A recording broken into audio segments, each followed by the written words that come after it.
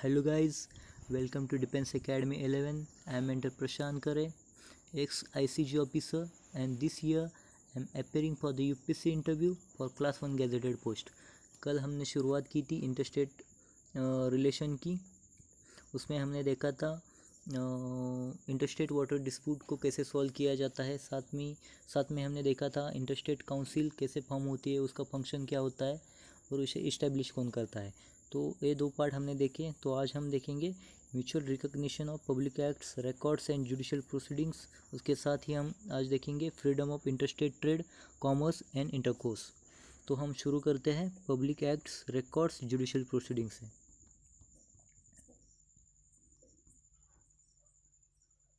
तो आप यहाँ देख सकते हैं, under the constitution the jurisdiction of each state is confined to its own territory. मतलब कॉन्स्टिट्यूशन के ज़रिए अगर हम देखें तो हर एक कोर्ट का या हर एक स्टेट का जुरिडिक्शन है वो अपने स्टेट तक ही मतलब कन्फाइन है, उस स्टेट के बाहर उसका जुरिडिक्शन नहीं है। तो ये बहुत ज़्यादा पॉसिबिलिटी रहती कि वहाँ के जो भी लॉज है, जो भी एक्ट्स, रिकॉर्ड्स है, वो दूसरी स्टेट रिकॉग्नाइज ना करे। लेकिन हमारा कॉन्स्टिट्यूशन ने लेकिन हमारा कॉन्स्टिट्यूशन जो है वो कहता है फुल फेथ एंड क्रेडिट। उसमें एक क्लॉज दिया है और उस क्लॉज को कैसे ले डाउन करता है तो आप देख सकते हैं, full faith and credit is given throughout the territory of India to public acts, records and judicial proceedings of the centre and every state. तो फुल फेथ और क्रेडिट दिया है हमारे संविधान में। जो भी इंडियन टेरिटरी में जितने भी स्टेट है उन सभी स्टेट में किसी भी स्टेट ने बनाया हुआ पब्लिक एक्ट रहेगा, रिकॉर्ड रहेगा या जुडिशियल प्रोसीडिंग रहेगी, उस सेंटर और एवरी स्टेट में वो वैलिड रहेगी, उसको रिकॉग्नाइज किया जाएगा। उसके साथ ही the expression public acts includes both legislative and executive act. Public act जो वैलिड होने हैं इस स्टेट में और दूसरे स्टेट में भी।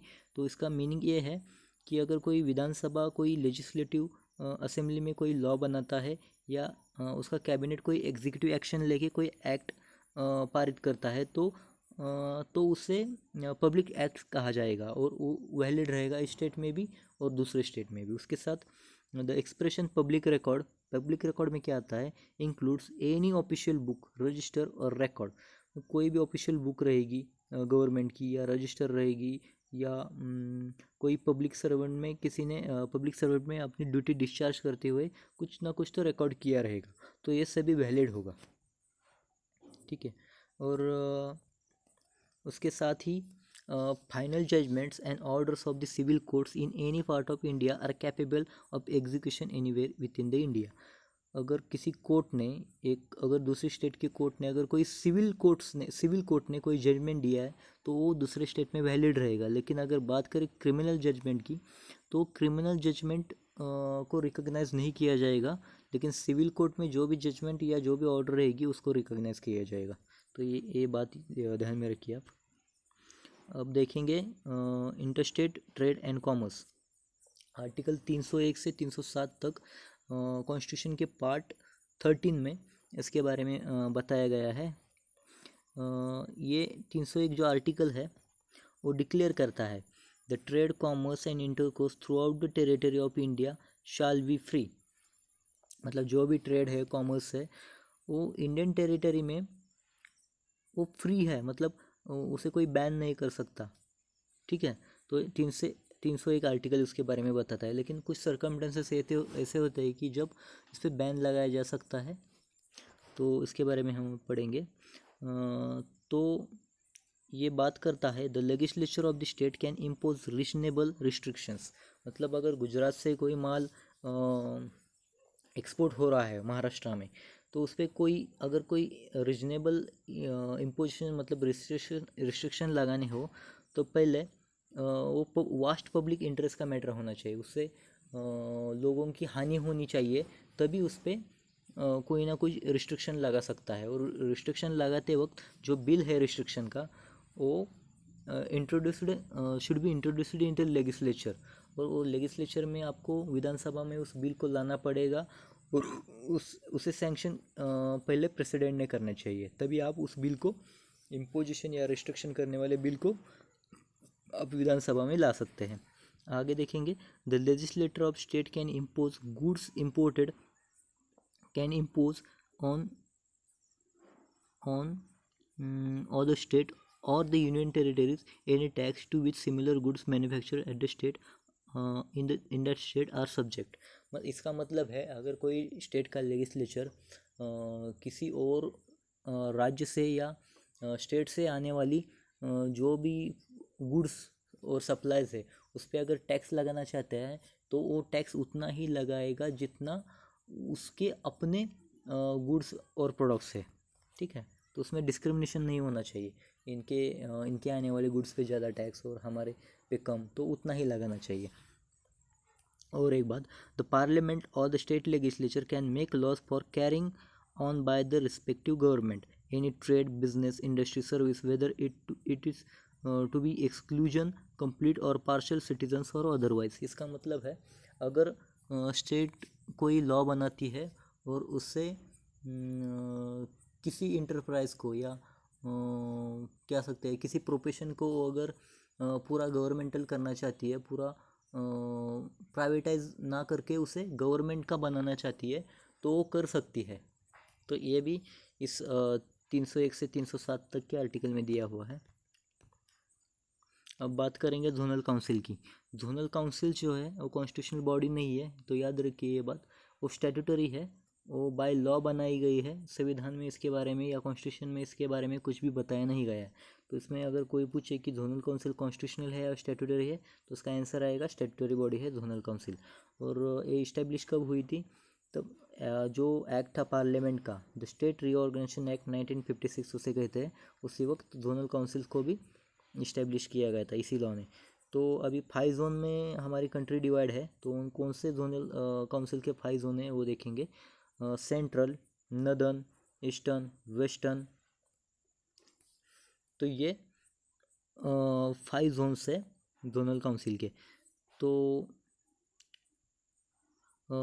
ये जो जोनल काउंसिल है वो कंसिस्ट होती है फॉलोइंग मेंबर्स की। तो कौन कौन से मेंबर्स है इसमें है home minister of the central government, chief minister of all the states in the zone, 2 other ministers from each state in the zone and administrator of each union territory in the zone। इसका मतलब है central government का जो home minister है, अभी बात करें तो अभी अमित शाह जी है, तो सेंट्रल गवर्नमेंट का होम मिनिस्टर होगा। इसके बाद में जिस जोन में हम ये अगर नदर्न जोनल काउंसिल की अगर ये मीटिंग चल रही है तो उसमें मेंबर रहेगा नदर्न जोनल काउंसिल के जितने भी स्टेट होंगे उनके चीफ मिनिस्टर इसमें हिस्सा लेंगे। उसके साथ ही हर एक स्टेट से 2 मिनिस्टर इसमें हिस्सा लेंगे।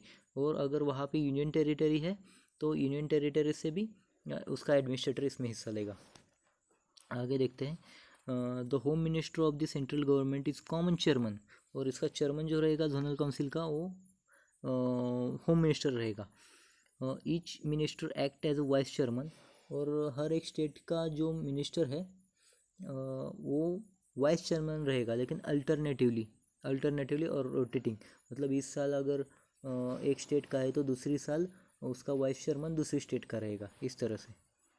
तो कौन से ऑब्जेक्टिव्स इसको अचीव करने हैं इस जोनल काउंसिल को?